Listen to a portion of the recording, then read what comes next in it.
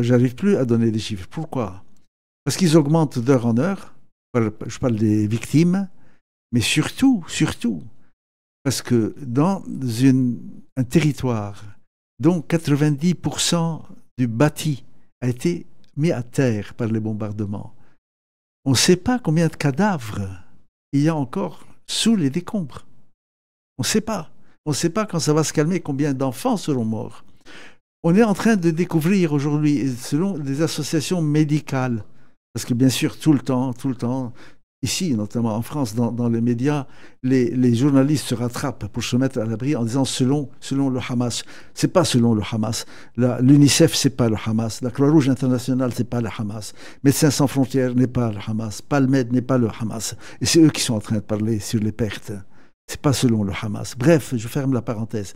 On est au 8e charnier qui est en train d'être découvert autour de 2 hôpitaux, toujours dans le nord, ce fameux nord soi-disant pacifié, et dans lequel j'ai rencontré, moi, il y a une semaine, des médecins qui revenaient du terrain. Quand même, hein, ces morts ont tous mains et pieds ligotés. Vous voyez que les familles, quand leur ligotent, les médecins m'ont dit, dans beaucoup de cas, nous avons trouvé des cadavres qui avaient encore les caténaires. Donc ils ont été assassinés dans leur lit. Nous avons des traces de torture absolument indiscutables. Et on est aujourd'hui au 8e charnier avec des centaines de cadavres. Ça, c'est pas du génocide? Qu'est-ce que c'est? Comme disait, je l'ai utilisé la citation de ce formidable journaliste israélien qui est Gideon Levy.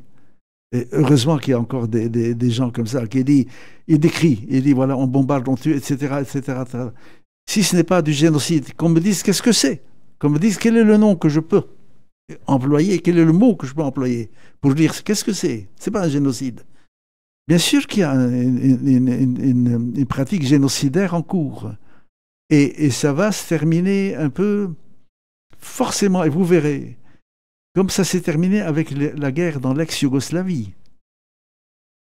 Certains des bourreaux et des assassins vont se retrouver dans les cellules du tribunal pénal international, comme certains qui avaient fait les grands massacres en Bosnie.